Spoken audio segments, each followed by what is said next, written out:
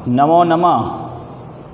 विद्यार्थी मित्रों, महाकवि कालिदास रचित 7 कृति एमांय 3 नाटकों अने त्रणेय 3 नाटकों एटले के जेमां प्रणय प्रसंगों आपेला छे। मालविका अग्निमित्रम नाटक आपणे जोई गया, जेमां अग्निमित्र अने मालविका वच्चेनो प्रणयनो प्रसंग दर्शाव्यो छे। ऐतिहासिक नाटक होवा छतांय प्रणय प्रसंग वधारे छे। ए ज प्रमाणे विक्रमोदय नाटकमां पण जे पृथ्वी अने स्वर्गनी वच्चे झोला खातुं नाटक, जेमां पुरुरवा अने उर्वशीनो पण प्रेम दर्शाव्यो छे, एमां पण प्रणय प्रसंग छे। एमां पण प्रकृतिनुं वर्णन एमने वचमां त्यां कि ज्यां पुरुरवा अने उर्वशी पछी जे वियोग थयो कुमारवनमां, ज्यां वेलना स्वरूपे बदलाई गई, तो त्यां पण सरस त्यां प्रकृति वर्णन कर्युं। एटले महाकवि कालिदास क्यांय एवुं भूलता ज नथी, क्यांक ने क्यांक प्रकृति वर्णन तो करे ज छे। एम हवे आगळनुं आपणे जे सौथी वधारे प्रसिद्ध, मात्र भारतमां नहीं पण आखा विश्वमां अनेक भाषाओमां जे मूळ आपणे जे संस्कृत भाषानुं नाटक महाकवि कालिदासनुं अभिज्ञान शाकुंतलम। अभिज्ञान शाकुंतलम के जे आ नाटक सौथी वधारे प्रसिद्ध छे, मूळ महाभारतमांथी लीधेलुं छे, पण महाभारत पर आधारित आ नाटक होवा छतां पण घणा बधा एम कहेवाय कि जे फेरफार छे कि जे महाभारतमां आने एटलुं बधुं प्रसिद्ध करवामां आवेलुं नथी, एटले कि जेमां एटलुं बधुं के आख्यान नथी। शाकुंतल उपाख्यान एवो एक महाभारतमां नाना एवा संभव पर्वमांथी आ प्रसंग छे, पण प्रसंगने एम कहेवाय कि जेमां थोड़ोक वधारे नवो एक वळांक जे आपेलो छे अने एवा अनेक प्रसंगो बने छे, क्यांक ने क्यांक नवा वळांक आवे छे।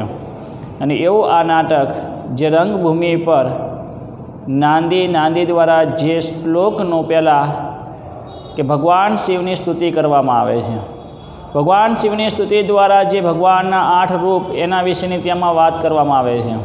अने ए पछी जे भगवान शिवने नमस्कार कर्या पछी आगळ सूत्रधार द्वारा नाटकनी शरूआत कराववामां आवे छे।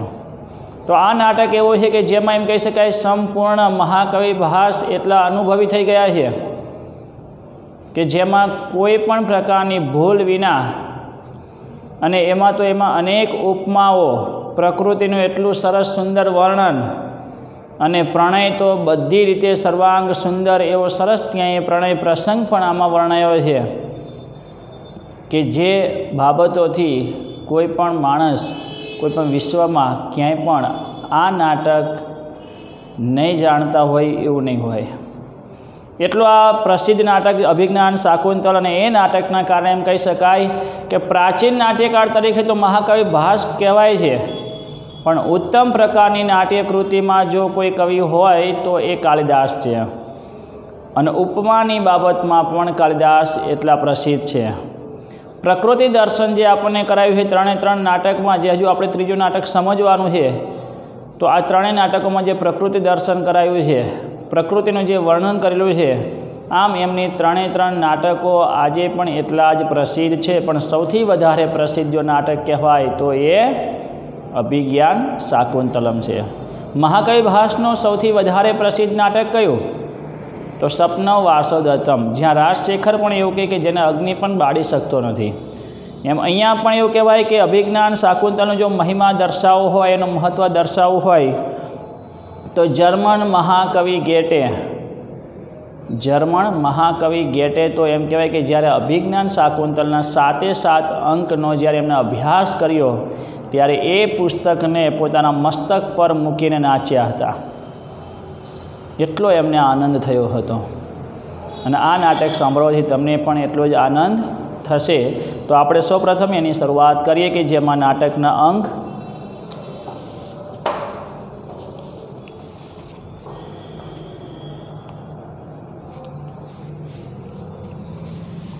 त्रीजो नाटक जेमां 7 अंकनुं आ नाटक छे।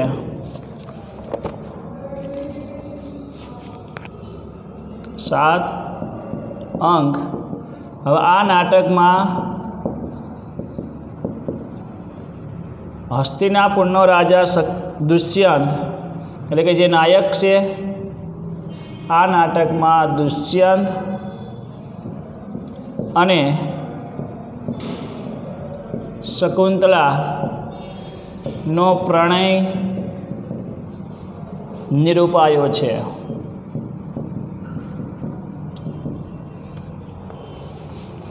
એટલે નાયક તરીકે કોણ છે? દુષ્યંત રાજા હસ્તિનાપુરનો રાજા છે અને કર્ણ ઋષિના આશ્રમમાં રહેતી એક બાળા એટલે કે જે શકુંતલા છે એના વિશે આપણે આગળ જાણવાનું છે। હવે સૌપ્રથમ તો પહેલાં કર્ણ ઋષિના આશ્રમની જ વાત થાય છે। કર્ણ ઋષિનો આશ્રમ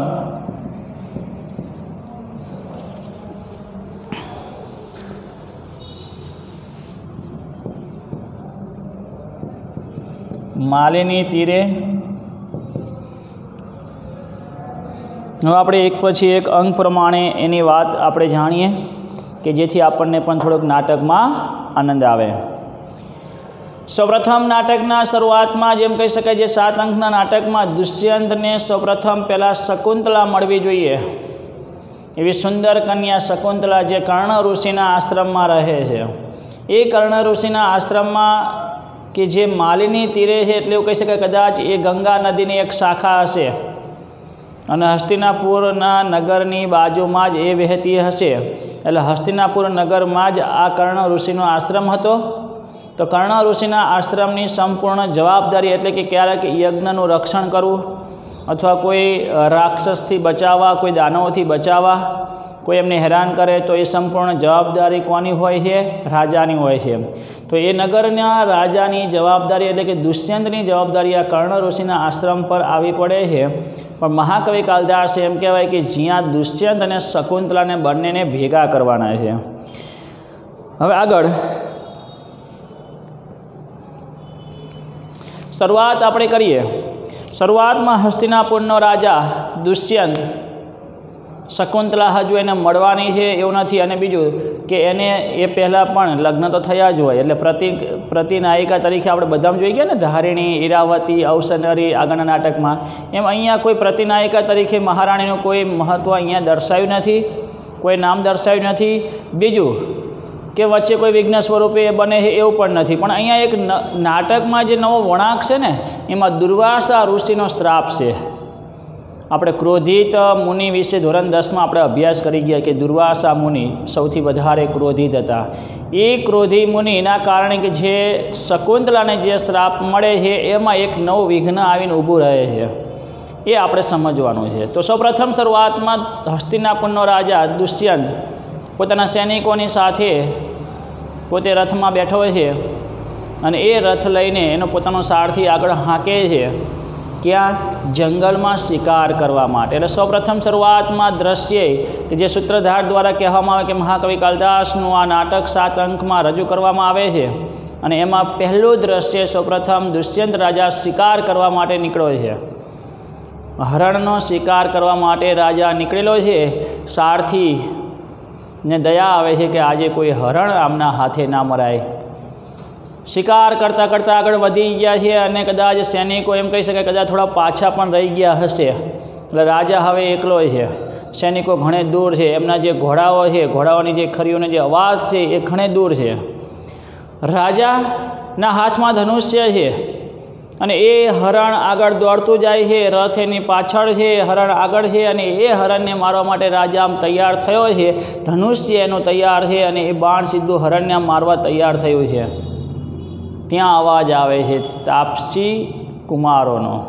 તાપસ કુમારો એટલે કે જ્યાં આશ્રમનો, કેમ કે રથ તે આશ્રમ પાસે આવી ગયો એ રાજાને ખ્યાલ ના રહ્યો, પણ આમ કહેવાય કે જેઓ હરણને મારવા જાય છે ત્યાં પહેલાં તાપસ કુમારો સમિધ લેવા માટે નીકળેલા હશે।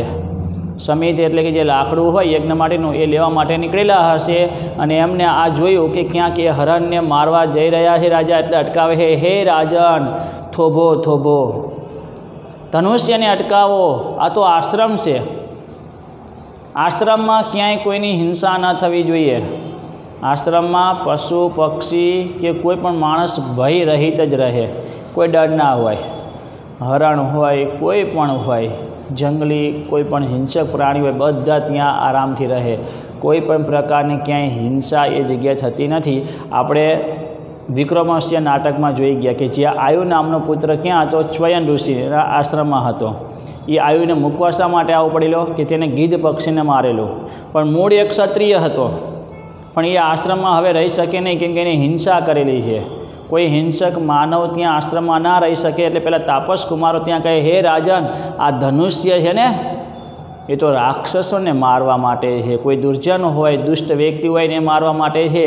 આવા નિર્દોષ પ્રાણીને શા માટે મારો છો? અટકી જાઓ, અટકી જાઓ. ધનુષ્યને એક બાજુ મૂકી દો. ખોટા ત્યાં નિર્દોષ આવા પ્રાણીઓને શા માટે ત્યાં એમને હણો છો? શા માટે એમને પીડા આપો છો? હરણ ત્યાંથી તો દૂર જતું રહે છે.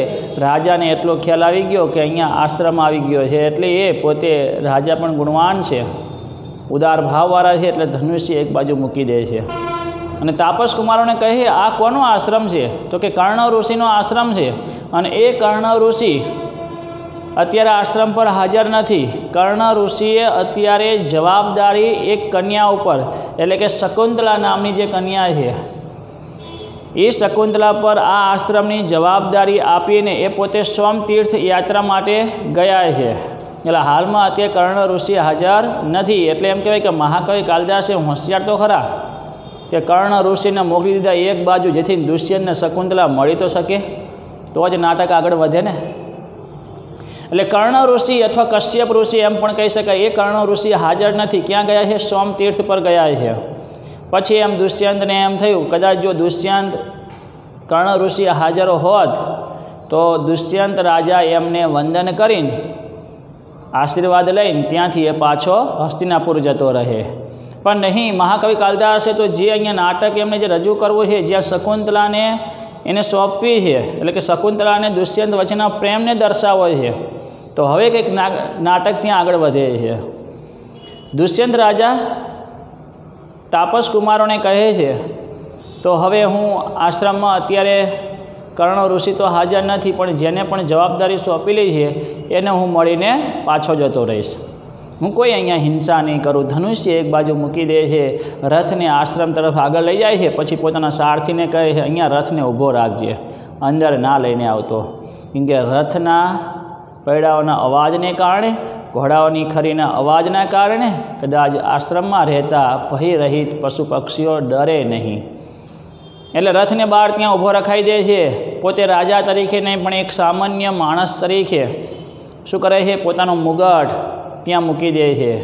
પોતાની પાસે જે પણ શસ્ત્ર છે, અસ્ત્ર છે, એ બધું ત્યાં છોડી દે છે રથમાં. માત્ર ત્યાં એકલો સારથીને ત્યાં રાખે છે. હજુ સૈનિકો ત્યાં અહીં આવેલા નથી. રાજા દુષ્યંત હવે અંદર પ્રવેશ કરે છે. અંદર પ્રવેશ કરતાં ત્યાં બધી બાજુથી જોવે છે કે શકુંતલાને હું મળતો જાઉં. હજુ એ જેવો નીચે ઉતરે છે, આશ્રમમાં પ્રવેશ કરે છે, અને જેવો પ્રવેશ થયો ત્યાં જમણો હાથ ફરકે છે. અમુક સંકેત હોય કે જમણો હાથ ફરકે એટલે એને સુંદર કન્યા પ્રાપ્ત થાય. એટલે રાજાને મનોમન વિચાર આવે કે જમણો હાથ કેમ ફરકે છે? જમણો હાથ ફરકે એટલે મને સુંદર કન્યા પ્રાપ્ત થશે. અરે સુંદર કન્યા અહીંયા ક્યાંથી હોય? આશ્રમમાં ક્યાંથી હોય? પણ નહીં, જે હશે નસીબમાં એ તો જવા જ નથી. એટલે અહીંયા કહેવાનો અર્થ આપણે સમજી શકીએ કે શકુંતલા એને મળવાની જ છે. તો જમણો હાથ ફરકે છે એટલે આવું કહેવાય. જમણી આંખ ફરકે એટલે સારું કહેવાય, પણ અતિશય જમણી આંખ ફરકે તો સારું ન કહેવાય. પછી બહુ રાહ જોઈને ના બેસે, એના ઉપર નસીબ પર આધાર ના રાખો.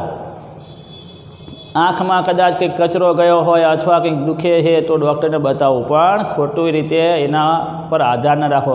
પણ કહેવાનો અર્થ અહીંયા કે જે નાટકમાં જમણો હાથ ફરકે છે એટલે તરત એને સંકેત થયો કે મને ક્યાંક સુંદર કન્યા પ્રાપ્ત થશે. પાછો વિચાર કરે છે, આ તો આશ્રમ છે, ક્યાંથી સુંદર કન્યા પ્રાપ્ત થાય? રાજા આગળ પ્રવેશ કરે છે. હજુ આશ્રમ તરફ આગળ જાય ત્યાં એક બાજુ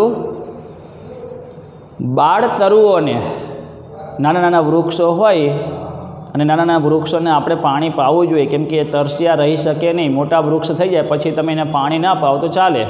એમ પાણી પીવડાવવા માટે, એટલે કે જ્યાં જળ સિંચન કરવા માટે શકુંતલાની સાથે એની સખીઓ પણ આવેલી હતી. અને કોલાહળ થાય, અવાજ થાય, એટલે એ સખીઓના અવાજથી રાજા દુષ્યંતના કાનો સુધી પહોંચે છે. એટલે રાજા દુષ્યંતને એમ થયું કે અવાજ ક્યાંથી આવે છે, લાવને હું નજર નાખું. અને જેવો રાજા દુષ્યંત ત્યાં એ પેલા બાળ તરુઓને જે જળ સિંચન કરતી જે સખીઓ હતી એની સાથે જે રહેલી હતી શકુંતલા, એને ખબર નથી કે આ શકુંતલા છે. પણ રાજા દુષ્યંતે જેવી આમ નજર નાખી, જુએ છે કન્યાનું સૌંદર્ય, ત્યાં તો એમ કહેવાય કે એનું મન એના તરફ આકર્ષિત થાય છે, મન લોભાય છે.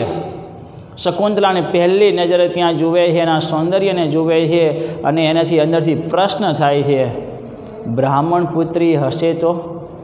કેમ કે અમે ક્ષત્રિય છીએ અને ક્ષત્રિય બ્રાહ્મણ સાથે લગ્ન કરી શકે નહીં, બ્રાહ્મણ પુત્રી હશે તો? બીજો પ્રશ્ન થાય છે, લગ્ન થઈ ગયા હશે તો? અને લગ્ન થઈ ગયેલા તો પરસ્ત્રી પર નજર ના નખાય, પણ મારી નજર જાય નહીં, પરસ્ત્રી પર નજર જાય નહીં, તો આજે મારી નજર કેમ એ તરફી જાય છે? એટલે લગ્ન નહીં જ થયા હોય. ત્રીજો પ્રશ્ન થાય છે કે જેવો મને પ્રેમ ભાવ જાગ્યો છે પણ તેના તરફથી કદાચ એવો ભાવ ન જાગે તો? હવે આ કન્યા શકુંતલા એ દુષ્યંતને મળવાની છે, એ આ બધા સંકેતો પર ખબર પડી જાય છે. પણ પ્રિયમવદા અને બે સખીઓ છે કે જ્યાં પ્રિયમવદા અને અનસૂયા, શકુંતલાની સાથે રહેલી સખીઓ, આ સખીઓનું નામ છે પ્રિયમવદા અને અનસૂયા. આ બે સખીઓ એ શકુંતલાની સાથે જ હોય છે. એટલે આ બંનેને જ ખબર હતી જે પણ ઘટના થઈ છે તે, એટલે કે શકુંતલા અને દુષ્યંત પ્રેમ કરે છે એ પણ આ બેને જ ખબર હતી, એ સિવાય બીજા કોઈને ખબર ન હતી. હવે પ્રિયમવદા અને અનસૂયા એ શકુંતલાની સાથે છે, બધા એકબીજાની સાથે મજાક કરે છે. રાજા દુષ્યંતની નજર શકુંતલા પર પડેલી છે, અનેક પ્રશ્નો ઊભા થાય છે પણ એના પ્રશ્નનો જવાબ એને મળી પણ જાય છે. પ્રિયમવદા અને અનસૂયાની વાતચીત પરથી ખબર પડે કે આ તો બ્રાહ્મણ પુત્રી નથી, ઋષિની પુત્રી નથી, બ્રાહ્મણની પુત્રી એટલે કે કર્ણ ઋષિની દીકરી આ પુત્રી નથી, પણ કોણ છે? વિશ્વામિત્ર અને મેનકાની આ પુત્રી છે. શકુંતલાના માતા પિતા કોણ છે? વિશ્વામિત્ર અને મેનકા. મેનકાનું પાત્ર વચ્ચે આવશે. હવે એવું કહેવાય છે, આમાં મહાભારતમાં એવું દર્શાવ્યું છે કે જ્યારે વિશ્વામિત્ર અને મેનકા દ્વારા જ્યારે આ પુત્રી શકુંતલાનો જન્મ થયો, હવે નામ કઈ રીતે આપેલું તમને સમજાવું. જ્યારે દીકરીનો જન્મ થયો ત્યારે વનમાં એને તડછોડી દીધેલી અને પછી એ કોઈ હિંસક પ્રાણી દ્વારા એને મારી ન નાખે એના માટે પક્ષીઓએ એનું રક્ષણ કરેલું. અને એ પક્ષીઓ જ્યારે એનું રક્ષણ કરેલું અને એ બાળાઓને પક્ષીઓએ ક્યાં આશ્રમમાં લઈ આવેલા, એટલે એનું નામ આપેલું છે શકુંત. શકુંત એટલે પક્ષી થાય, સંસ્કૃતમાં આપણે શકુંત એટલે પક્ષી થાય. પક્ષીઓ દ્વારા જેનું રક્ષણ થયું છે તેવું, એટલે કે પક્ષીઓ દ્વારા જેનો ઉછેર થયો છે તેવી, એટલે કોણ? શકુંતલા. હવે આ શકુંતલાને જોઈને દુષ્યંત રાજા જે રીતે મોહિત થયા છે, પ્રેમમાં પડેલા છે અને જોવાથી દરેક પ્રશ્નો એ હલ થાય છે. લગ્ન પણ થયા નથી એ પણ વાતચીત પર ખબર પડી જાય. હવે બાકી ગયો એ પ્રશ્ન કે જેવો ભાવ મને જાગેલો છે એવો ભાવ એને થવો જોઈએ ને, તો જ બંને એકબીજા સાથે કદાચ રહી શકે, લગ્ન કરી શકે. તો હવે આગળ જોઈએ. મહાકવિ કાલિદાસે એક સરસ ભ્રમર બાધા પ્રસંગ ત્યાં મૂકેલો છે. કયો પ્રસંગ છે? ભ્રમર બાધા પ્રસંગ. એ પ્રસંગ દ્વારા ભ્રમર બાધા પ્રસંગ, હવે આ જે પ્રસંગ છે ને એના દ્વારા તો દુષ્યંત અને શકુંતલા એકબીજાને મળી શકે છે. ભ્રમર એટલે ભમરો. વસંત ઋતુનો સમય પૂરો થયો છે અને વસંત ઋતુના પછી આવે ગ્રીષ્મ ઋતુ. એ ગ્રીષ્મ ઋતુની શરૂઆત થઈ છે, અનેક ફૂલ ત્યાં ખીલી ઉઠ્યા છે. વસંત ઋતુનો સમય પૂરો થયો છે, ગ્રીષ્મ ઋતુની શરૂઆત થઈ છે, એટલે સ્વાભાવિક છે કે એ સખીઓ અને શકુંતલા એટલે તો નાના નાના વૃક્ષને પાણી પાવા આવેલી હશે. અને એવી વાતચીત પરથી ખ્યાલ આપેલી પ્રિયમવદા અને અનસૂયા તો એમની મજાક પણ કરે છે, હે શકુંતલા, તારા કરતાં તો કર્ણ ઋષિને આ નાના નાના વૃક્ષોની ચિંતા છે. ત્યારે શકુંતલા કહે છે એમને એ ચિંતા છે, પણ આ બધા વૃક્ષો પણ મારા ભાઈ બહેન જેવા છે, કેમ કે હું એમને તરસ્યા જોઈ શકતી નથી. જો એમનો પ્રકૃતિ પ્રેમ કેવો છે. અને આ પ્રમાણે વૃક્ષોને પાણી પાવા માટે આવેલી છે. હવે ભ્રમર બાધા પ્રસંગ પરથી એમ કહે દુષ્યંત અને શકુંતલા એકબીજાને મળી શકશે. ભમરો એક ફૂલ પરથી બીજા ફૂલ ઉપર આમ ત્યાં આમ ઉડે છે, આનંદને વ્યક્ત કરે છે, અને એ ભમરો શકુંતલાની પાછળ પડે છે. એને આમ ફરતે ફરતે ભમરો ત્યાં ફરતો રહે છે, એના હોઠ પર બેસે, આંખ નેત્ર પર બેસે અને એને હેરાન કરે છે. એટલે શકુંતલા આમ હેરાન થઈ જાય છે, ડરી જાય છે. પ્રિયમવદા, હે અનસૂયા, મારું રક્ષણ કરો, આ ભમરાને દૂર કરો. દુષ્યંત પણ દૂર ઊભો ઈર્ષા કરે છે, આ ભમરાને ત્યાંથી દૂર કરો. જ્યાં હોઠ પર નેત્ર પર બેસે છે ને એટલે એની ઈર્ષા થાય છે, એને શકુંતલાને પોતાની માની લીધી છે. પ્રિયમવદા અને અનસૂયા ત્યાં એની મજાક કરતાં ત્યાં કહે છે અમે શા માટે રક્ષણ કરીએ? રક્ષણ કરે હસ્તિનાપુરનો રાજા, રક્ષણ કરે હસ્તિનાપુરનો રાજા દુષ્યંત. એ હસ્તિનાપુરમાં આ આશ્રમ આવે છે તો રાજાની ફરજ છે, એની જવાબદારી છે કે રક્ષણ કરવું. એ ત્યાં દુષ્યંત રાજા સીધો ત્યાં હાજર થઈ જાય છે કે હું હાજર છું. પ્રિયમવદા અને અનસૂયા તો આમ આશ્ચર્યચકિત થઈ જાય છે, તમે આપ કોણ છો? આ પુરુષ કોણ છે?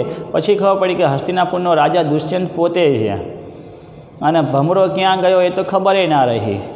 એટલે ટૂંકમાં કહેવાના દુષ્યંતને મૂળ તો ત્યાં લાવવાનો હતો, એટલે તો ભમરાને ત્યાં વચ્ચે એવો પ્રસંગ મૂકી દીધો કાલિદાસે, અને ભમરો ગાયબ થઈ ગયો. દુષ્યંત ત્યાં આવે છે, ભમરો ગાયબ થઈ ગયો. હવે શકુંતલા દુષ્યંત રાજાને જોવે છે, એને પણ એવો જ ભાવ જાગે છે. હવે આ પ્રેમની એમની શરૂઆત થઈ. તો આ પહેલા અંકમાં હવે આ બધા ભેગા થયા છે. તો હકીકત એવી હોય, અંક ક્યારે પૂરો થાય કે જ્યારે બધા સૌની જગ્યા પર જતા રહે અને રંગભૂમિ ખાલી થઈ જાય તો અંક પૂરો થાય ને. અને એવા જ સમયે હવે આ દુષ્યંત અને શકુંતલા એકબીજાને મળે છે, એકબીજાના સૌંદર્યને જુએ છે, એકબીજાના ગુણને જુએ છે, અને પ્રેમ ભાવમાં ઊંડા ઉતરે છે. હવે બંને એકબીજાને મળેલા છે.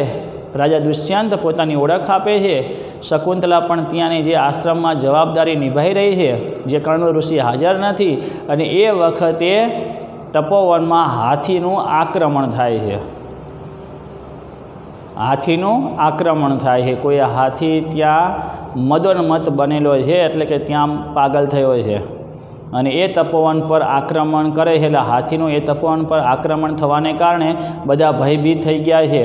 રાજા દુષ્યંત એ શકુંતલા, પ્રિયમવદા, અનસૂયા, બીજી સખીઓને પણ ત્યાં અંદર આશ્રમમાં અંદર મોકલી દે છે, કોઈ બહાર ના રહે.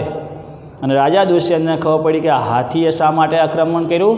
કેમ કે સૈનિકો પહોંચી ગયા છે, સૈનિકો પાછળ રહી ગયા હતા ને, એ સૈનિકો આવી ગયા છે. અને એ સૈનિકો પાસે રહેલા ઘોડાઓની ખરીઓની જે રજ ઉડી રહી છે, અને એના કારણે પેલા હાથી તપોવન પર આક્રમણ કર્યું છે. પછી એ હાથીને પર કાબૂ મેળવે છે અને તપોવનનું રક્ષણ કરે છે. હવે આ રાજાએ તપોવનનું એક બાજુ રક્ષણ કર્યું, અને પછી તરત રાજા દુષ્યંત પોતાના સૈનિકોને કહે છે તમે અત્યારે ને અત્યારે હવે રાજ્ય તરફ પાછા જતા રહો, નગરમાં પાછા જતા રહો, જેથી કરીને આ ઘોડાઓની ખરીઓના જેથી ઉડેલી રજ અને એના કારણે અથવા એમના અવાજને કારણે કોઈ ભયભીત ના થાય. એટલે તમે હવે આ બધા ઘોડાઓને લઈને બધા સૈનિકો પાછા જતા રહો. માત્ર ત્યાં વિદૂષક એક જ ત્યાં હાજર રહે છે. હવે એ વિદૂષક ત્યાં હાજર છે, રાજાની પાસે, રાજાની સાથે છે. આ બાજુ ત્યાં હાથીએ જે આક્રમણ કરેલું એટલે હાથીને ત્યાં રોકવામાં આવે છે. અને આ રીતે બધા ત્યાં આશ્રમમાં જતા રહ્યા, સૈનિકો ત્યાં નગર તરફ જતા રહ્યા. એમ કરીને રંગભૂમિ પણ ખાલી થઈ જાય છે. એટલે કે પહેલો અંક ત્યાં એ પૂરો થઈ જાય છે. હવે આગળના અંકમાં, એટલે કે બીજા અંકમાં શરૂઆતમાં, કે જ્યાં રાજા દુષ્યંત હજુ આશ્રમને મૂકીને ગયા નથી, આશ્રમની બાજુમાં ત્યાં વનમાં જ રહેતા હોય છે. હજુ તો એમના વિચારો માત્ર શકુંતલામાં જ ડૂબેલા છે, એટલે નગર તરફ એ જઈ શકતા નથી. આ બાજુ હવે રાજાની વ્યથાઓ જણાવવામાં આવી છે. રાજા પોતે પણ એટલો દુઃખી છે, શકુંતલાના વિચારોમાં ડૂબેલો છે. એના કારણે રાત્રે ઊંઘ પણ આવતી નથી. એવા ઉજાગરાના કારણે પોતે પણ એટલો પીડાય છે. અને એ તરફથી હવે તપોવનમાં જે રીતે હાથી જે આક્રમણ કરેલું એનાથી જે રક્ષણ કર્યું હતું, એટલે તાપસ કુમારો ત્યાં રાજા દુષ્યંતને સમાચાર આપે છે, આમંત્રણ આપે છે કે તમે અહીંયા આશ્રમમાં જ્યાં કર્ણ ઋષિ હાજર નથી, તો તમે અહીંયા થોડા સમય રહો અને અમારા યજ્ઞનું રક્ષણ કરો. ક્ષત્રિયની આ ફરજ છે, એટલે રાજાએ પોતાની ફરજ સમજીને ત્યાં રોકાય છે. વિદૂષક ત્યાં બાજુમાં બેઠો છે, એટલે વિદૂષકની સાથે વાત કરે છે. વિદૂષક કહે છે તમે આટલા બધા કેમ દુઃખી છો, કોની યાદમાં છો? પછી ખબર પડી કે શકુંતલાની યાદ કરે છે, શકુંતલાના પ્રેમ ભાવની વાત કરે છે. આ વિદૂષકને આખી શકુંતલાની વાત એને ખબર પડી જાય છે. અને એ જ વખતે એક પ્રસંગ એવો આવે છે કે હસ્તિનાપુરથી એક દૂત આવે છે, અને એ દૂત ત્યાં સમાચાર આપે છે રાજા દુષ્યંતને કે તમને અત્યારે ને અત્યારે નગર તરફ આવવાનું આમંત્રણ આપેલું છે, કે માતાએ પુત્રપિંડ પાલન વ્રત રાખેલું છે. પુત્રપિંડ પાલન વ્રત રાખેલું છે કે જેનાથી એમ કહી શકાય, આ પ્રસંગ ઉપરથી એટલી ખબર પડે માતા આવું વ્રત ક્યારે રાખે કે જ્યારે એના પુત્ર ના હોય ત્યારે. અપુત્ર માણસની માતા આવું વ્રત રાખે, કેમ કે મરણ પામે પછી એનો પુત્ર એ પિંડ આપી શકે, પણ અપુત્ર હોય, પુત્ર ના હોય તો પિંડ કોઈ આપી શકતો નથી. એટલે એના ઉપરથી ખ્યાલ આવી ગયો કે દુષ્યંતને હજુ કોઈ પણ પુત્ર નથી, એટલે માતાએ આવું વ્રત રાખેલું હશે. પણ દુષ્યંત ઉપર તો બે જવાબદારી, એક તો માતાએ આમંત્રણ આપ્યું, પુત્ર પિંડ પાલનનું વ્રત રાખેલું છે, તો બીજી બાજુ તાપસકુમારે કહ્યું છે કે તમે યજ્ઞનું રક્ષણ કરો, અમારા આશ્રમનું રક્ષણ કરવા માટે અહીંયા રહો. હવે બે જવાબદારી એના પર આવી ગઈ, પણ એને તો રોકાવું છે ક્યાં? આશ્રમમાં રોકાવું છે, શકુંતલાને મળવું છે. એટલે પુત્રપિંડ પાલન વ્રત માટે એમ નક્કી કરે છે કે આમે વિદૂષકને પણ માતા એને પુત્ર તરીકે માને છે, તો અત્યારે હું વિદૂષકને મોકલી દઉં. એટલે વિદૂષકને કહે છે તમે જાઓ, માતાએ વ્રત રાખ્યું છે તો એ વ્રત પૂર્ણ કરો, આમે તમને પુત્ર તરીકે જે ગણાય છે. વિદૂષક એટલે બ્રાહ્મણ હોય, નાયકનો મિત્ર હોય, એટલે એને પુત્ર સમાન ત્યાં ગણેલો છે એવું કહેવામાં આવ્યું. વિદૂષક જવા તૈયાર થયો કે ભલે તો તમે અહીંયા રહો, હું જાઉં છું. વિદૂષક જાય છે ત્યાં રાજા દુષ્યંતને યાદ આવે છે કે શકુંતલાના પ્રેમની વાત તો મેં પહેલાં વિદૂષકને કહી દીધી છે, અને વિદૂષક ત્યાં જઈને બોલી જશે તો. એટલે વિદૂષકને પાછો બોલાવે, વિદૂષકને કહે છે કે પેલી શકુંતલાના પ્રેમની જે વાત કરી છે ને એ તો ખાલી બબડાટ હતો, એ તો ખાલી હું મજાક કરતો હતો, ખાલી આપણે હસાવવા માટે હું તને વાત કરતો હતો, એ સાચું નથી. હું તો યજ્ઞનું રક્ષણ કરીને પાછો નગરમાં આવવાનો છું. વિદૂષક માની લે છે, ભોળો છે, હશે. એટલે એમ કરીને વિદૂષકને મનાઈ લે છે. વિદૂષક ત્યાં નગર તરફ પાછો જાય છે. રાજા દુષ્યંત પોતે આટલો દુઃખી છે, પીડાય છે. કયા કારણે? રાત્રે એને ઊંઘ આવેલી નથી, ઉજાગરાને કારણે પીડાય છે, શકુંતલાના વિચારોમાં એટલો ડૂબેલો છે. તો હવે આ બાજુ બીજો એક આગળ પ્રસંગ એવો ઊભો થાય કે શકુંતલા પણ એટલી જ ત્યાં દુઃખી છે, અસ્વસ્થ છે. અસ્વસ્થના કારણે સખીઓ એની પાસે બેઠી છે, એને સ્વસ્થ કરે છે, અને અસ્વસ્થ થવા પાછળનું કારણ હતું દુષ્યંતના વિચારોમાં ડૂબેલી હતી. દુષ્યંત પણ ત્યાં આશ્રમમાં જઈને શકુંતલા ક્યાં છે એને ખબર પડે કે એ તો અસ્વસ્થ રહેલી છે, અને શકુંતલાની બાજુમાં પ્રિયમવદન અનસૂયા એને બોલાવવા માંગે છે કે તું બોલ તો ખરી, કયા કારણે આટલી બધી અસ્વસ્થ થઈ છે? કોઈ પીડા તને કંઈ બીજું કંઈ થાય છે? ત્યારે શકુંતલાના મનના જે વિચારો હતા એ વિચારો બોલી શકતી નથી. એટલે પ્રિયમવદન અનસૂયા કહે એક કામ કર, તું પત્ર ઉપર લખી દે, અને એ પત્ર ઉપર ત્યાં બધું જે લખે છે એ પત્ર જ્યારે વાંચે છે ત્યારે કોણ સાંભળતું હોય છે? દુષ્યંત ત્યાં જઈને સાંભળતો હોય છે, શકુંતલાને જોવે છે, એ પત્રમાં લખેલા વિચારો વાંચે છે ત્યારે એને સંભળાય છે, અને જે પ્રેમ ભાવ અંદર દર્શાયો હતો, જે લાગણી હતી દુષ્યંત પ્રત્યે, એટલે દુષ્યંત ત્યાં હાજર થઈ જાય છે. દુષ્યંત શકુંતલાની પાસે આવીને બેસી જાય છે. શકુંતલાની સામે ત્યાં એ પ્રેમની વાત કરે છે. હવે ત્યાં એકબીજાને પ્રેમ કરે છે એ જાહેર પણ થઈ ગયું, પણ જાણે છે માત્ર અનસૂયા પ્રિયમવદા બે, અને અનસૂયા પ્રિયમવદા ત્યાંથી નીકળી જાય છે. હવે આ બંને એકાંતમાં રહ્યા, અને રાજા દુષ્યંત ત્યાં એ કહે છે કે મારી સાથે તું પણ લગ્ન કર. હવે તો ખબર પડી ગઈ કે આ વિશ્વામિત્ર મેનકાની પુત્રી છે, એટલે ક્ષત્રિય પુત્રી છે, બ્રાહ્મણની પુત્રી તો છે નહીં, લગ્ન થયા નથી. લગ્નની વાત કરે, એક કામ કર, તું મારી સાથે ગંધર્વ વિવાહ કર. હવે આ જ્યારે વાત કરતા હોય ત્યાં ગૌતમી વૃદ્ધ તાપસી ગૌતમી ત્યાં આવે છે. એને એમ કે શકુંતલા અસ્વસ્થ થઈ છે તો મારી પણ એટલી જવાબદારી એક વડીલ તરીકે બને, એટલે એ પણ ઔષધિની સાથે પ્રવેશ કરે છે. અને અચાનક ત્યાં આવે એ ખબર પડી, એટલે દુષ્યંતને એક ઝાડની પાછળ, ડાળીની પાછળ ત્યાં સંતાડી દે છે કે તમે અહીંયા સંતાઈ જાઓ. ગૌતમી આવે છે, શકુંતલાની પાસે બેસે છે, અને એને શકુંતલાને લઈ જવાનો પ્રયત્ન કરે છે.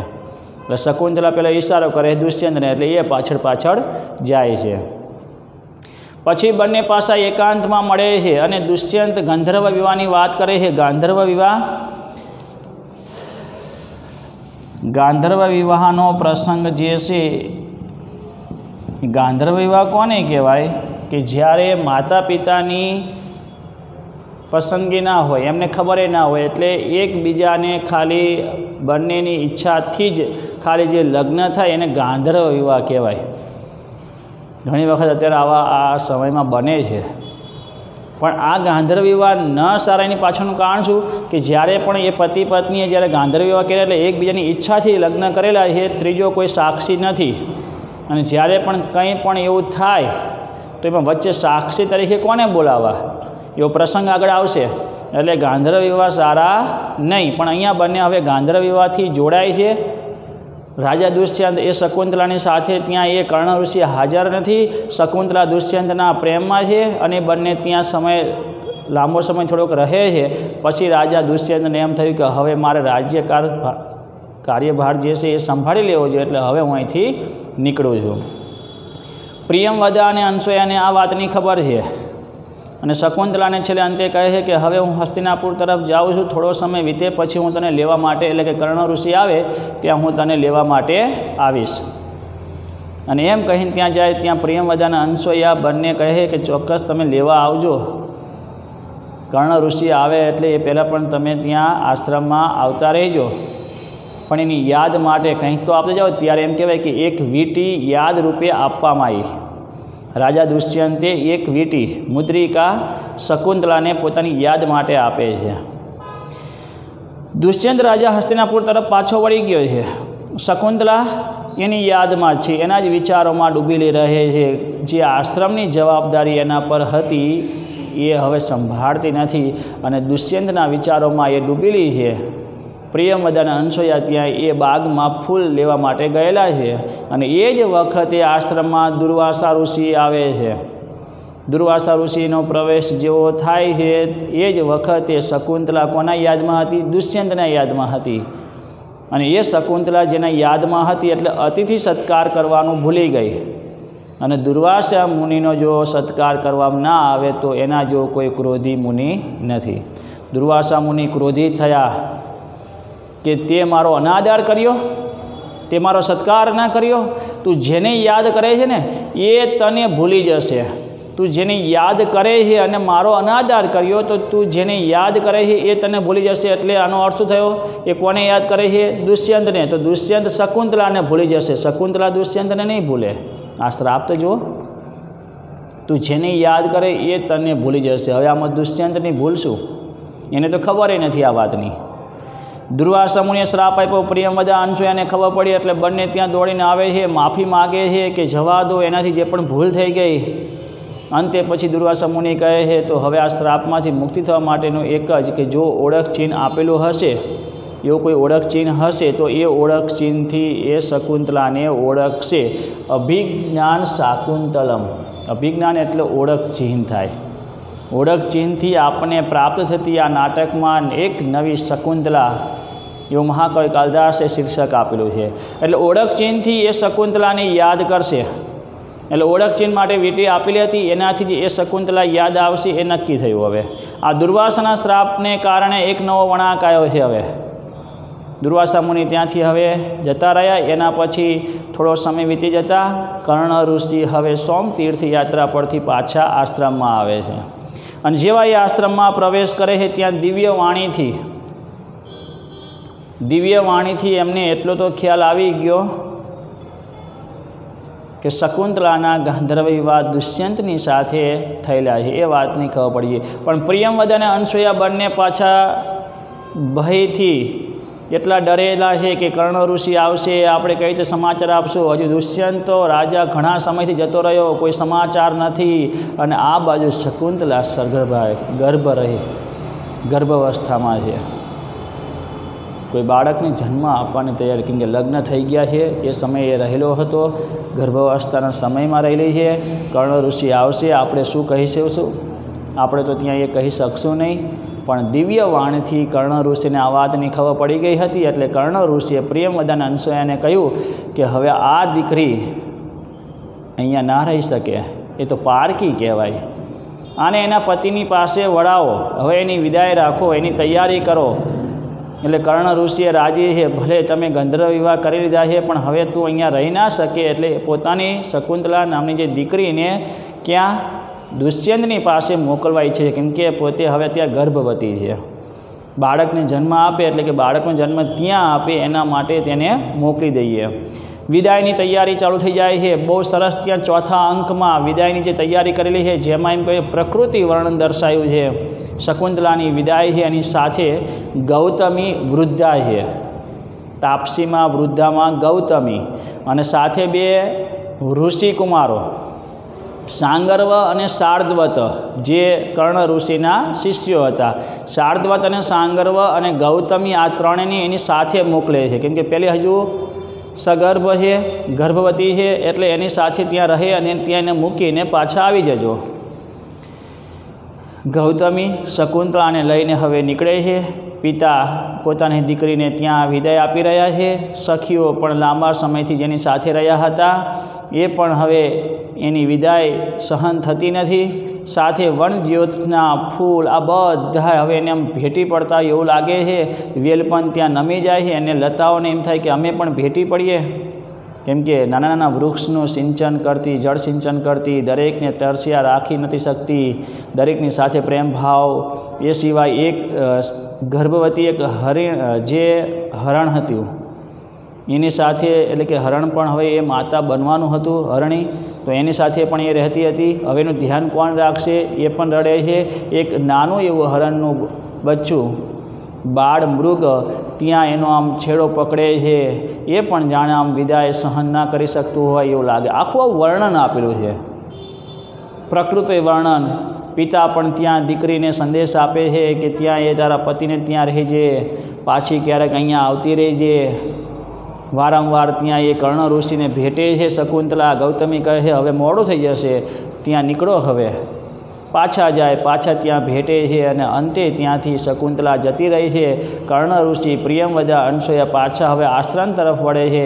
પાછા જઈ શકતા નથી, કેમ કે શકુંતલા દરેકની સાથે એટલા પ્રેમ ભાવથી રહેલી હતી એટલે એની વિદાય સહન થતી નથી. પણ પારકી છે ને, એ થોડીક અહીંયા રહી શકવાની છે. એક સમય તો એને જવાનું જ છે બીજાના ઘરે, એમ સમજીને કર્ણ ઋષિ પાછા આવે છે. પ્રિયમવદા, અનસૂયા પાછા આવે છે. બાળ મૃગ, હરણી પણ એમને ખૂબ યાદ કરે છે. હવે 5મા અંકની જે વાત કરીએ તો 5મા અંકમાં શકુંતલાને લઈને કોણ જાય છે? શાર્દૂલ, સાંગર્વ અને ગૌતમી હસ્તિનાપુરના નગરમાં પહોંચી ગયા છે. હસ્તિનાપુરના નગરમાં ત્યાં આવતા હવે અંદર પ્રવેશ કરે છે અને અંદર જેવો પ્રવેશ કરે છે ત્યાં રાજા દુષ્યંત તો એમને ઓળખતોય નથી, કેમ કે દુર્વાસાનો શ્રાપ કે ઓળખ ચિહ્ન જો આપવામાં આવશે તો એ ઓળખી શકશે. પ્રવેશ કરે એટલે ગૌતમી તાપસી. રાજાને એમ થયું કદાચ કોઈ મદદને માટે આવેલું હશે, એને ખબર નથી કે આ મારી પત્ની છે, એ તો ભૂલી ગયો છે. અને એ દુષ્યંત ત્યાં કારણ પૂછે છે, આવો, ક્યાંથી આવો છો? તો કે કર્ણ ઋષિના આશ્રમમાંથી આવી છે અને કર્ણ ઋષિએ તમારા માટે આ સંદેશ આપેલો છે કે તમે હવે આ શકુંતલાને સપ્રેમ, કે તમે જે બંને એ પોતાની ઈચ્છાથી જે ગંધર્વ વિવાહ કરેલા છે તો સધર્માચરણ માટે તમે હવે એને પ્રાપ્ત કરો, કેમ કે લગ્ન થયા પછી જ આપણે ધાર્મિક ક્રિયાઓ કરી શકીએ. એટલે હવે આ તમારી પત્નીને તમે પ્રાપ્ત કરો. પેલી ગર્ભવતી ત્યાં શકુંતલા ઊભી છે. રાજા દુષ્યંત એને જોયે છે છતાં પણ એમ પોતાની પત્ની છે એવો તો એને ભાવ થતોય નથી. દુષ્યંત કહે છે આ કોણ છે? કર્ણ ઋષિના આશ્રમમાંથી આવ્યો, કદાચ મદદ માટે આવેલા હશે. મારી પત્ની ક્યાંથી થઈ? આ મારી પત્ની છે જ નહીં. આ રાજા દુષ્યંત ઓળખતો નથી. એટલે પેલો શાર્દૂલ, સાંગર્વ પણ ક્રોધિત થાય છે.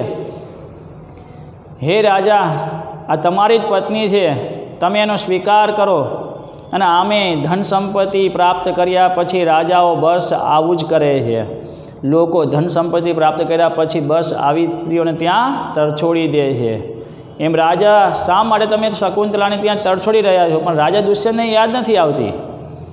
ગૌતમી ત્યાં સમજાવે છે કે એક કામ કરો શકુંતલા, તારા મુખ પરનો આ ઘૂંઘટ છે ને એને દૂર કર, એટલે કદાચ આર્યપુત્ર ત્યાં એ રાજા કદાચ તારા પર નજર, તારા મુખને જોઈને ઓળખી જશે. ઘૂંઘટને દૂર કરે છે.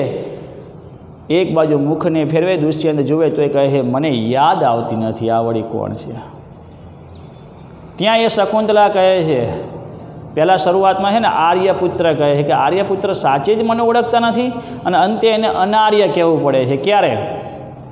આગળ જ્યારે હવે એ શકુંતલાને યાદ આવ્યું કે હા, પેલી વીટી કદાચ દુર્વાસા શ્રાપ આપ્યો એટલે મને ઓળખી ન શકતા, પણ પેલી વીટી હું આપીશ ને ઓળખી, એટલે રાજા દુષ્યંત ત્યાં આર્યપુત્ર મને ઓળખશે. ત્યાં આમ આંગળી પર જોવે તો પેલી મુદ્રિકા નથી, વીટી નથી. કાલિદાસે જો રચના કરી એ. અને ગૌતમીને કહે છે મારી પાસે પેલી વીટી હતી ઓળખી, એ પણ હવે મારી પાસે નથી. તો ગૌતમી કે હા, એ શક્રાવતારના ઘાટે સૂર્યને જે જળ વંદન કરતી વખતે એ ત્યાં પડી ગઈ હશે. રાજા દુષ્યંત કે સ્ત્રી આમે બહુ હોશિયાર હોય છે, હવે આવા અનેક બહાના કાઢો છો, પણ આ મારી પત્ની છે જ નહીં, એટલે તમે અહીંથી લઈને જતા રહો.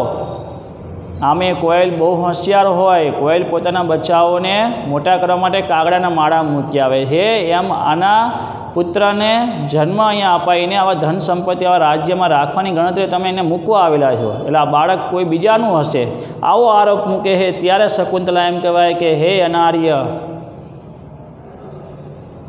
એમ કરીને પોતાના આમ કહેવાય ને કે આમ ઘૂંઘટને આમ રાખીને ત્યાં રડવા બેસે છે. ગૌતમી કહે છે કે શકુંતલા, હવે અમે તને પાછી તો ના લઈ જઈએ, હવે તારો પતિ સ્વીકારે તો ભલે અને ના સ્વીકારે તો ભલે, એમ કહીને શાર્દૂલ, સાંગરવા અને ગૌતમી ત્યાંથી વિદાય લે, ત્યાંથી નીકળી જાય છે. હવે શકુંતલાનું કોણ? દુષ્યંત તો સ્વીકારતો નથી. અને પછી ત્યાં રહેલો એક બ્રાહ્મણ ત્યાં કહે, હે રાજા, એક કામ કરો, શકુંતલાને મારા ઘેર લઈ જાઓ, અને એના દ્વારા જ્યારે એ પુત્ર થશે ને ત્યારે એ ચક્રવર્તી બીજ દ્વારા ઓળખી શકશો કે આ તમારો પુત્ર છે કે નહીં. એટલે ત્યાં સુધી હું તો રાજા કે ભલે તમારી ઈચ્છા હોય તો તમારે ત્યાં લઈ જાઓ, બાકી મારી પત્ની છે જ નહીં. અને બ્રાહ્મણને દયા આવી એટલે એ શકુંતલાને લઈને જતા રહે છે. રાજસભા ત્યાં વિખરાઈ જાય છે. હવે આ બાજુ બ્રાહ્મણ પેલી શકુંતલાને, કેમ કે એ બાળકને જન્મ આપવાની હતી, ગર્ભવતી હતી, એટલે બ્રાહ્મણને દયા આવી કે મારા ઘરે રહેશે, અને બીજા કોઈનું પણ પુત્ર હશે, સંતાન હશે તો એ પાછી પણ ગમે ત્યાં જતી રહેશે. પણ આવી પરિસ્થિતિમાં અત્યારે આ સ્ત્રીને અત્યારે એકલી મુકાય નહીં, એટલે બ્રાહ્મણ એ શકુંતલાને લઈને જતી હોય છે ત્યાં અચાનક એક ચમત્કાર થાય છે. કોણ આવે છે? મેનકા. મેનકા અપ્સરા ત્યાં આવે છે અને એકદમ ત્યાં શકુંતલાને લઈને જતી રહે. અદૃશ્ય, બ્રાહ્મણને કંઈ દેખાતું નથી, અને બ્રાહ્મણ જોવે તો શકુંતલા ક્યાંય નથી, કેમ કે મેનકા એને અદૃશ્ય સ્વરૂપે લઈ જાય છે. ક્યાં? મારીચી ઋષિના આશ્રમમાં. મરીચી મુનિના આશ્રમમાં, મરીચી મુનિના આશ્રમમાં એ ગર્ભવતી શકુંતલાને મૂકવા જાય છે.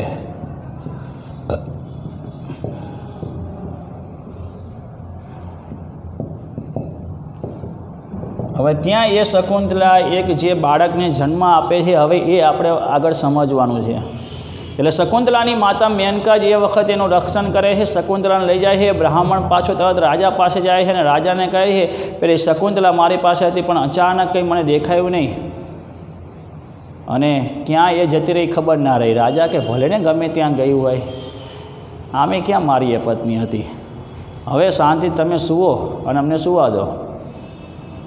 રાજા દુષ્યંત તો બધું ભૂલી ગયો છે, અને તો એમ જ છે કે આ બીજાની પત્ની છે અને એનો બાળકનો ઉછેર કરવા અહીંયા નગરમાં આવી ગઈ છે. શકુંતલાને આ કેટલું એને આમ કઠિન લાગેલું હશે. જે ગંધર્વ વિવાહ કર્યા છે એટલે કહેવાય કે ગંધર્વ વિવાહ સારા નહીં, કેમ કે કોઈ સાક્ષી હતું જ નહીં. કોણ વચ્ચે ત્યાં કહે કે હા મેં જોયા હતા, તમને લગ્ન થયા એ, એટલે કહેવાય સમાજની સાક્ષી, અગ્નિદેવની સાક્ષી, બ્રાહ્મણની સાક્ષી, આ બધા સાક્ષી સ્વરૂપે લગ્ન થયા ને તો કદાચ વચ્ચે કોઈ કહે, પણ એકબીજાની ઈચ્છાથી લગ્ન કરી લો તો એ સારું નથી. એમ અહીંયા હવે શકુંતલા મરીચી ઋષિના આશ્રમમાં રહે છે. આ બાજુ હવે એક બે નાના એવા પ્રસંગ બાકી છે 6 અને 7મા અંકમાં. તો 6થા અંકમાં આગળ રાજા દુષ્યંત પોતાનો કાર્યભાર સંભાળે છે, અને એ જ નગરમાં સમુદ્રમાં જે માછીમારો જ્યાં માછલીઓને પકડતા હોય, એટલે એ ઝાડમાં, કેમ કે ચક્રાવતારના ઘાટે એ વીંટી પડી ગઈ, આવું ગૌતમીએ કહ્યું હતું, અને એ જ પાણીમાંથી ઝાડમાં વીંટી પ્રાપ્ત થાય. એટલે નગરમાં કોઈ વસ્તુ આપણને કંઈ પણ મળે તો કોને આપવા જતા? રાજાઓને. એ માછીમારને જ્યારે આવી આ વીંટી મળે છે, એને ખબર નથી, પણ માછીમાર એવું વિચારે છે કે આ વીંટી જેની પણ હોય હું રાજાને આપું, અને એ તરત એ વીંટી રાજાને આપવા જાય છે. રાજાના હાથમાં એ વીંટી જેવા હાથમાં આવે છે ને, ત્યાં પેલી શકુંતલા યાદ આવે. દુર્વાસા મુનિએ શું કહ્યું હતું કે ક્યાંક ઓળખ ચિહ્ન જ્યારે એને આપવામાં આવશે ને એટલે તરત એની યાદ આવી જશે. પણ શું કામનું? હવે દુષ્યંત એને યાદ કરે છે કે શકુંતલા સાથે મેં લગ્ન કરેલા હતા, આમ વીંટી હાથમાં એટલે તરત એની યાદ આવી ગઈ, અને પછી એને ખબર પડી કે શકુંતલા અહીંયા આવેલી હતી, ગર્ભવતી હતી, મેં એનો સ્વીકાર ના કર્યો, મેં એને તડછોડી દીધી. દુઃખને વ્યક્ત કરે છે, પણ હવે હું શકુંતલાને ક્યાં મેળવવા જાઉં? શકુંતલા ક્યાં હશે? ક્યાં હું એની તપાસ કરું? શકુંતલા હવે મને નહીં મળે. આવી સ્ત્રીને મેં તડછોડી દીધી, આટલું મોટું મેં એમ કહેવાય જે કૃત્ય, આવું કૃત્ય મેં કર્યું છે. કેમ કે દુર્વાસાનો શ્રાપ છે એને ખબર નહીં, પણ વીંટી હાથમાં આવી ગઈ એટલે પાછી એને યાદ આવી ગઈ. હવે શકુંતલાને પ્રાપ્ત કરવી છે, પણ શકુંતલા ક્યાં છે ખબર નથી. અચાનક હવે એક વખત ઇન્દ્રદેવની સહાય કરવા માટે. આપણે માલવિકાગ્નિમિત્ર નાટકમાં પણ જોઈ ગયા, વિક્રમોર્વશીય નાટકમાં પણ જોઈ ગયા કે પહેલાં જે રાજાઓ હતા, મહાન રાજાઓ, એ ઇન્દ્રદેવની મદદ કરતા. દેવ અને દાનવનું યુદ્ધ થાય એટલે આવા રાજાઓ તેમની મદદ કરવા જતા. એમ ઇન્દ્રદેવની મદદ કરવા માટે આ રાજાને આમંત્રણ મળે છે. એટલે દુષ્યંત રાજા ઇન્દ્રની મદદ કરવા માટે દેવ અને દાનવના યુદ્ધમાં જાય છે. દેવોનો વિજય થાય છે. રાજા દુષ્યંત હવે આમ કહેવાય કે જ્યાં સ્વર્ગમાંથી પાછા આવી રહ્યા છે અને વચ્ચે મરીચી ઋષિનો આશ્રમ આવે એટલે એમ થયું કે લાવને આ આશ્રમમાં ઋષિને મળતો જવું અને થોડોક આરામ પણ થઈ જાય. એટલે દુષ્યંત રાજા પાછો ફરતો હોય છે અને જેવો એ આશ્રમમાં પ્રવેશ કરે છે ત્યાં એક સિંહના બાળકો, એટલે જ્યાં સિંહના નાના બચ્ચાઓની સાથે એક બાળક રમતો હતો જેનું નામ છે શકુંતલાનો પુત્ર સર્વદમન. સર્વદમન એનું નામ છે અને એ જ સર્વદમન એટલે કે એમ કહી શકાય કે એનું નામ છે ભરત અને એના પરથી ભારત દેશનું નામ આપેલું છે એવું પણ કહી શકાય છે. તો હવે આપણે આગળ જોઈએ શકુંતલાનો આ પુત્ર સિંહના બચ્ચાઓની સાથે રમે છે. એટલે ત્યાંની જે તાપસી હોય ને ત્યાં કહે છે, હે બેટા, બાળકને ત્યાં કહે છે કે તું એ સિંહના બચ્ચાઓને મૂકી દે. સિંહના બચ્ચાઓની સાથે એ સર્વદમન એટલે બધાને હેરાન કરનાર, સર્વદમન એટલે બધાને હેરાન કરનાર એ બાળક પહેલેથી જ એટલો ક્ષત્રિયના એટલી એ તાકાત ધરાવતો હતો, એને કોઈ પ્રકારનો ડર ના હતો. સિંહના બચ્ચાઓને શું કહે છે? હે મોં ઉઘાડો, દાંત ગણવા છે. સિંહના બચ્ચાઓને કહે છે મોં ઉઘાડો, દાંત ગણવા છે. તાપસી ત્યાં એ કહે છે તું રહેવા દે ને મૂકી દે, હમણાં એની માતા આવશે, તારા પર પ્રહાર કરશે, તને મારી નાખશે. ત્યાં હસે છે અને આવો હસતો ચહેરો જોતા રાજા દુષ્યંત આ બધું જોવે ત્યાં કહે છે કે આ કોઈ ઋષિકુમાર નથી, કોઈ મહર્ષિ પુત્ર નથી, કોઈ ક્ષત્રિય પુત્ર લાગે છે. કેમ મને એવું લાગે કે આ મારો જ પુત્ર હશે? આ મારો પુત્ર નથી ને? એના અંદરથી એવો આભાસ થાય કે આ મારો જ પુત્ર છે એમ. અને તાપસીઓને એમ થયું કે આ બધાને હેરાન કરનાર આ સિંહના બચ્ચાને આમના મૂકશે નહીં, હમણાં એની માતા આવશે તો આને મારી નાખશે. એ કામ કરતું પેલા માર્કંડેય ઋષિનો એટલે મરીચી ઋષિના આશ્રમમાં તેમનો જે પુત્ર છે ઋષિકુમાર, એમનો એક માટીનો મોર છે, તું એ લઈને આવ. અને એ માટીનો મોર લઈને ત્યાં આવે છે અને સર્વદમનને કહે છે શકુંત લાવણ્ય પ્રેક્ષય, શકુંત લાવણ્યમ પ્રેક્ષય. એટલે શકુંત એટલે પક્ષી થાય. આ પક્ષીની સુંદરતા તું જો. એટલે કદાચ એ સિંહના બચ્ચાને મૂકી દે, પણ શકુંત લાવણ્ય પ્રેક્ષય એવો શબ્દ બોલાય એટલે તરત ત્યાં કહે છે કુત્ર મમ માતા, ક્યાં છે મારી માતા? એટલે રાજાને ખબર પડી કે આની માતા કોણ છે? શકુંતલા. પેલી સખી ત્યાં તાપસીઓ કહે જો ને કેટલો એ માતાના નામ સાંભળતા કેટલો ત્યાં હરખે ત્યાં કે સિંહના બચ્ચાઓને મૂકી દીધા. અને પછી કહે તારી માતાની વાત નથી કરતી, અમે ત્યાં આ મોરની વાત કરી, જો આની સુંદરતા તો જો. પછી એ મોર એના હાથમાં આપે છે, સિંહના બચ્ચાઓને મૂકી દે છે. રાજા દુષ્યંત ત્યાં આવે છે અને તાપસીઓ દ્વારા ખબર પડે છે કે આ મહર્ષિ પુત્ર નથી, પણ કોનો પુત્ર એ અમને ખ્યાલ, પણ મહર્ષિ પુત્ર નથી એટલી ખબર પડી. એટલે રાજાને એમ થયું કે આ પુત્ર મારો જ હશે તો. અને ત્યાં એ પેલી શકુંતલાએ આવે છે. શકુંતલા જેવી આવે છે એટલે રાજા દુષ્યંત શકુંતલાને જુએ છે. એટલે રાજા તો ઓળખી જાય છે પણ શકુંતલાની યાદ આવતું નથી, કેમ કે લાંબા સમયથી હવે એ બધું એ દુઃખને ભૂલી ગઈ છે. એટલે યાદ આવતી એવું નથી, ભૂલી ગઈ છે એવું નથી. રાજા દુષ્યંતના વિચારોને હવે એ વિચારે કરતી નથી. એટલે આશ્રમમાં એ રીતે ત્યાં રહેતી હતી પોતાના બાળકની સાથે. દુષ્યંત ત્યાં શકુંતલાને યાદ અપાવે એટલે શકુંતલાની યાદ આવી જાય, પણ શકુંતલા હવે પાછી જવા માગતી નથી. આટલા બધા દુઃખ વેઠ્યા પછી હવે કોણ પાછું જાય? મરીચી અને અદિતિ ગૃહસ્થની આખી વાતો કરે છે, દાંપત્ય જીવનની વાતો કરે છે. અને દાંપત્ય જીવનની વાતો કરતાં અંતે દુષ્યંતને પોતાની શકુંતલા મળે છે. દાંપત્ય જીવન જીવવા માટેને જે રીતે અદિતિ શકુંતલાને કહે છે, શકુંતલા હવે દુષ્યંતની સાથે રહેવા તૈયાર છે. તો અહીંયા માત્ર મિલન જે છે એ માત્ર કોઈ શકુંતલા અને દુષ્યંતનું મિલન નથી, પણ સાથે પુત્ર સર્વદમન એટલે કે ભરતનું પણ મિલન દર્શાવ્યું છે. અંતે એમ કહી શકાય હવે દુષ્યંત રાજાને શકુંતલા પાછી મળી ગઈ છે. શકુંતલાની સાથે પોતાનો પુત્ર સર્વદમન પણ પાછો મળી ગયો છે. હવે એક એમાં વચ્ચે પ્રસંગ આવે છે કે જ્યારે એ સર્વદમન ઊભો થઈને પેલા મોરને લેવા જાય છે ને એટલે રાજા દુષ્યંત પણ ત્યાં આવે છે. એટલે એ જ વખતે તાપસીએ કહ્યું હતું કે આ જ એના પિતા હશે, કેમ કે રક્ષા કરંડક એના હાથમાં પહેરેલું હતું અને એ રક્ષા કરંડક જે નીચે પડી ગયું ને દુષ્યંત તેને ઉપાડી લે છે.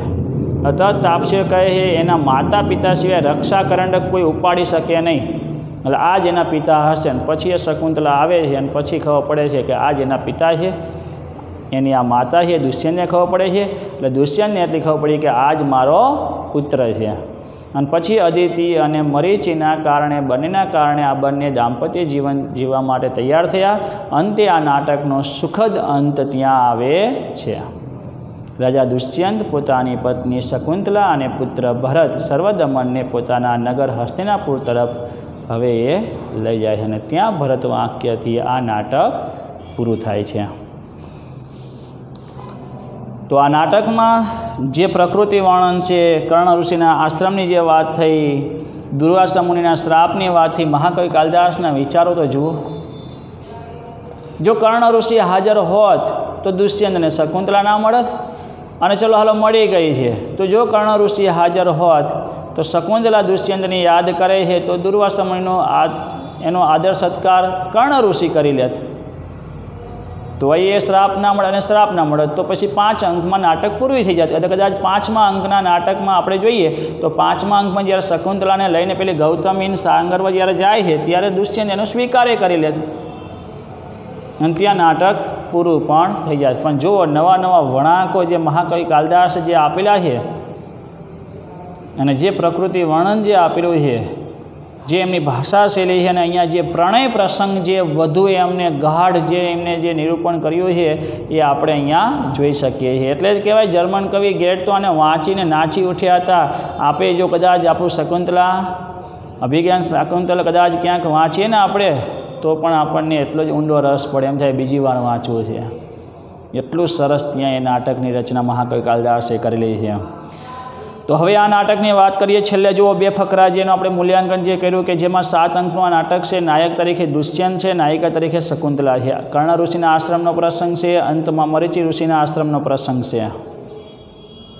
આશ્રમ એટલે તપોવનનું મહત્ત્વ પણ એટલું દર્શાવ્યું છે. તપોવનમાં કોઈ જાતનો કોઈને ભય હોતો નથી, દરેકને ત્યાં એનો સત્કાર થતો હોય, દરેક લોકો ત્યાં રહી શકે. રામાયણમાં જુઓ સીતાને આશરો ક્યાં મળેલો?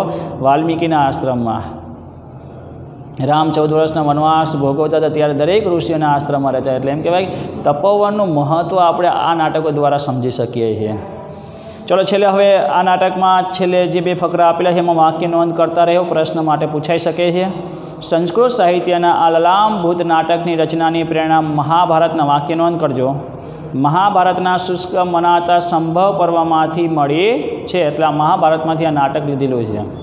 કયા પર્વમાંથી? સંભવ પર્વમાંથી. એક નાનું એવું મનાય છે અને એમાં બહુ એવો પ્રસંગ પણ એટલો બધો આપેલો નથી. શાકુંતલો ઉપાખ્યાન એવું એક શીર્ષક છે મહાભારતમાં સંભવ પર્વમાં, અને એટલું બધું એમાં જે મહત્ત્વ અહીંયા જે આ નાટકમાં જેટલું આપણને મજા આવે ને એટલો એ પ્રસંગ એમાં નથી. એમાં તો એવું કહેવાય કે રાજા દુષ્યંતને કોઈ શ્રાપને કારણે ભૂલી જાય છે એવું નથી, પણ શકુંતલાને જ્યારે અહીંયા મૂકવા આવે છે ને એટલે રાજા દુષ્યંત એને ઓળખે છે. આ મહાભારતની વાત કરું, શકુંતલાને ઓળખે છે પણ એને લજ્જા આવે, એમ શરમ લાગે છે કે આશ્રમ કન્યાને હું કઈ રીતે પ્રાપ્ત કરું આ રાજસભામાં બધાની વચ્ચે. અને પછી એમ કહેવાય શકુંતલા એ વખતે ક્રોધિત થાય છે. ત્યારે ગર્ભવતી ન હતી, ત્યારે પુત્રની સાથે આવેલી હતી, મહાભારતની વાત કરું તો. અને પછી એ રાજા દુષ્યંત ઉપર જ્યારે ક્રોધિત થઈને પછી દુષ્યંત એનો સ્વીકાર કરે છે. ત્યાં આટલું. જો આ પ્રસંગ એ સીધો લીધો હોત ને મહાકવિ કાલિદાસે તો નાટક નાનકડું અને પૂરું થઈ જાય, એટલું બધું પ્રસિદ્ધ પણ થાત નહીં. પણ કાલિદાસ કવિએ તે હાડપિંજરમાંથી ચેતનવંતી સુડોલ અને મનોહર રચનાનું સર્જન કર્યું છે. હાડપિંજરમાંથી, એક હાડપિંજર એટલે મેં કહ્યું મહાભારતમાં એટલું બધું કંઈ છે નહીં. આ માટે જ કહેવાયું છે કે કાવ્યેષુ નાટકમ રમ્યમ તત્ર રમ્યા શકુંતલા. સાહિત્યમાં નાટક રમ્ય છે, સાહિત્યમાં નાટક રમણીય છે અને નાટકોમાં શકુંતલા રમ્ય છે. આ રીતે જેના ગુણગાન ગાવામાં આવ્યા છે તેવું આ નાટક માત્ર ભારતમાં જ નહીં પરંતુ સમગ્ર વિશ્વના નાટકોમાં પ્રથમ હરોળમાં સ્થાન પામ્યું છે. છેલ્લો હવે એના પછીનું વાક્ય નોંધ કરજો. જર્મન મહાકવિ ગેટે તો આને વાંચીને એટલા બધા ખુશ થઈ ગયા હતા કે શાકુંતલના પુસ્તકને માથે મૂકીને નાચ્યા હતા. આ વાક્ય ખાસ નોંધ કરજો. આપણે જ્યારે પણ નાટક લખીએ ત્યારે આ પાછળ આ બધે ઉપસાર સ્વરૂપે છેલ્લે આ લખવાનું છે, એનું મહત્ત્વ આપણે લખવાનું છે છેલ્લે. હવે આ નાટકના ચોથા અંકમાં કન્યા વિદાયનું નિરૂપણ થયું છે. મેં તમને વાત કરી ને, જ્યારે શકુંતલાની વિદાય આપે ત્યારે પ્રકૃતિ વર્ણન કેટલું ત્યાં એમ. વિદાય આપવામાં તો બધા એમ પ્રાણી, વૃક્ષ આ બધા એને વિદાય આપી રહ્યા છે. શકુંતલાના વિદાય પ્રસંગે સમગ્ર તપોવન, કર્ણમુનિ, ગૌતમી, શકુંતલાની સખીઓ, પશુ પક્ષીઓ, વૃક્ષો, એ વખતે એમ કહેવાય કે કોયલ પણ ત્યાં આમ એનું મધુર જે ગાન છે ને એના દ્વારા એને વિદાય આપે છે. આવા પ્રસંગ આપેલા છે. વૃક્ષ અને વેલીઓ પણ ભાવવિભોર બની જાય છે. પ્રસંગોની ગૂંથણી, મહાભારતની મૂળ કથાનું નવીનીકરણ, વસ્તુ ગુંફન અને પાત્ર નિરૂપણ વગેરે વિશેષતાઓથી આ નાટક સાધ્યંત માણવા યોગ્ય બની રહ્યું છે. તો અભિજ્ઞાન શાકુંતલ એટલે સૌથી વધારે પ્રસિદ્ધ નાટક. ત્રણેય નાટકોમાં તમને થોડીક વધારે મજા આવી હોય આમ સાંભળવાની તો અભિજ્ઞાન શાકુંતલમાં મજા આવી હશે. એના પર આધારિત આપણે 17મો પાઠ છે, પણ આ વર્ષે આપણે એ અભ્યાસમાં નથી. તો માલવિકા અગ્નિમિત્રમ 5 અંકનું નાટક, વિક્રમોત્સવ નાટક 5 અંકનું નાટક, અભિજ્ઞાન શાકુંતલ 7 અંકનું નાટક. ત્રણ નાટકોમાં જે નાયક છે, નાયિકા છે, પ્રતિનાયિકા છે, વિદૂષકનું નામ આપણે જાણવાની જરૂર નથી. અને આમાં વિદૂષકનું કોઈ એટલું બધું મહત્ત્વ દર્શાવ્યું નથી. શરૂઆતમાં પહેલો આવે છે અને પુત્ર પિંડ પાલન વ્રત માટે જ્યારે મોકલી દે છે, બસ એટલું એનું પાત્ર છે. કોઈ વિદૂષક દ્વારા ક્યાંક નાયક નાયિકાનું મિલન પણ થતું નથી કે કોઈ પ્રતિનાયિકા વચ્ચે પણ પડતી નથી. આમાં પહેલાં 2 નાટકમાં આપણે જોયું કે જેના કારણે વિઘ્ન આવે, પણ આમાં તો એ કોઈ પણ દર્શાવ્યું નથી. દુર્વાસાનો શ્રાપ છે ને મુખ્ય કેન્દ્ર તરીકે આ નાટકમાં કહી શકાય. તો આ પ્રમાણે 3 નાટક, આગળના 2 નાટક તમે તૈયાર કરી દીધા હશે. એકવાર નાટક સાંભળ્યા પછી તમારે પાઠ્યપુસ્તકમાંથી એને વાંચી લેવાનું. એમ અભિજ્ઞાન શાકુંતલ આજે તમે આ વિડીયો પૂરો કરો એ પછી પાઠ્યપુસ્તકમાં જેટલું આપેલું છે એ પ્રમાણે તમારે એને વાંચી લેવાનું છે. અને 3 નાટકો તૈયાર કરી દેવાના છે. મહાકવિ ભાસના 3 નાટક, મહાકવિ કાલિદાસના 3 નાટક, 6 નાટકો આપણે તૈયાર કરવાના. અહીંયા આપણે સાહિત્ય હવે કંઈ બાકી છે નહીં. શાસ્ત્રીય કૃતિ છેલ્લે એક બાકી છે, બાકી બધું આપણે ત્યાં સાહિત્ય પૂરું. 4 વેદ, ઉપનિષદ, પંચતંત્ર, મહાકવિ ભાસના 3 નાટક, કાલિદાસના 3 નાટક. તો અહીંયા કાલિદાસનું સૌથી વધારે પ્રસિદ્ધ અભિજ્ઞાન શાકુંતલ નાટક હું પૂર્ણ કરું છું. અસ્તુ.